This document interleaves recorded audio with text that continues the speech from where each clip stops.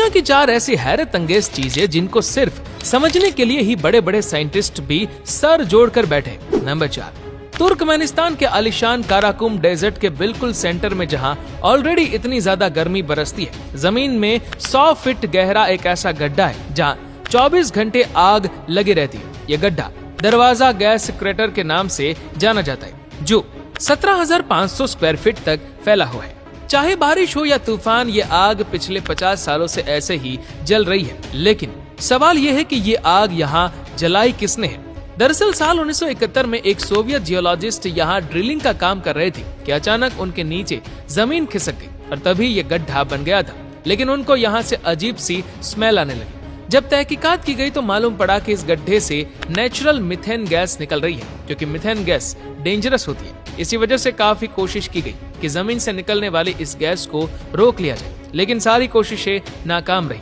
आखिरकार माहौल को बचाने के लिए इस गैस को आग लगा दी गई। बस वो दिन और आज का दिन, ये आग आज भी ऐसे ही नॉन स्टॉप जल रही है। नंबर 3, नासा के सैटेलाइट ने इंडियन ओशन की एक ऐसी पिक्चर पब्लिश की जिसमें पानी के अंदर कुछ ऑब्जेक्ट्स देखे गए जो इंडिया और श्रीलंका को आपस में कनेक्ट कर रहे थे। लोकल्स का मानना है कि ये ब्रिज हिंदू गॉड रामा ने बनाया था, जो मैजिक ब्रिज के नाम से भी जाना जाता है। ये माना जाता है कि हिंदू गॉड रामा ने जिन पत्थरों से ये ब्रिज बनाया था वो पानी पर तैरने वाले पत्थर थे, और ऐसे कई पत्थर आज भी इस एरिया में पाए जाते हैं। 48 किलोमीटर लंबे इस ब्रिज का काफी हिस्सा अभी पानी के अंदर जा चुका है। रिसर्चर्स ने जब तहकीकात की तो मालूम पड़ा कि ब्रिज को बनाने में इस्तेमाल होने वाले पत्थर जिस चीज पर रखे गए हैं वो एक सैंड बार है। उनको इस बात के काफी सबूत भी मिल चुके हैं कि ये सैंड बार तो बिल्कुल नेचुरल है, लेकिन इस पर रखे गए पत्थर जरूर कहीं और से लाए गए थे।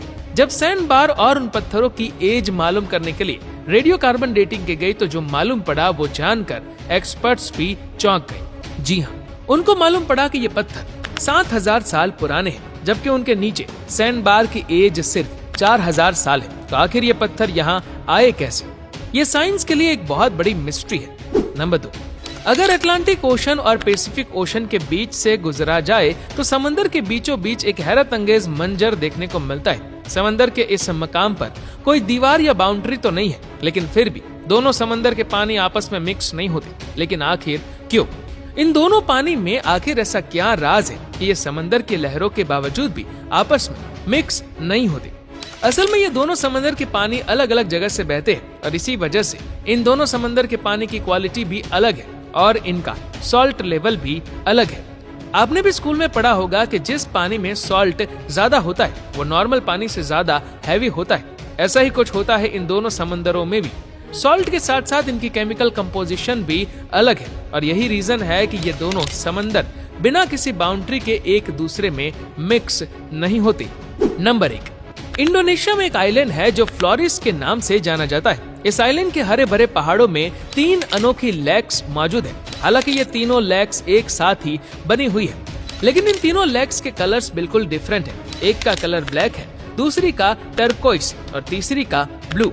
लेकिन इसमें हैरत की बात सिर्फ इनके अलग कलर्स ही नहीं है। हैरान करने वाली बात ये है कि ये तीनों लेक्स अपने कलर्स बदलती रहती है। जी हाँ, कभी एक साल में ये 6 बार अपने रंग बदलती है तो कभी साल में सिर्फ 1 बार। लेकिन हिस्ट्री में कभी भी इन तीनों लेक्स का कलर एक जैसा नहीं देखा गया।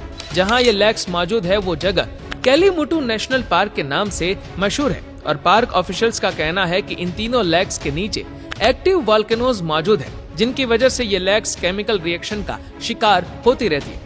वॉल्केनो की वजह से जो गैसेस निकलती है वो ही शायद इन लेक्स के पानी के साथ मिलकर केमिकल रिएक्शन करती है और इनका कलर चेंज हो जाता है। लेकिन कभी इन तीनों लेक्स का कलर एक जैसा क्यों नहीं हुआ, ये अभी तक एक मिस्ट्री है।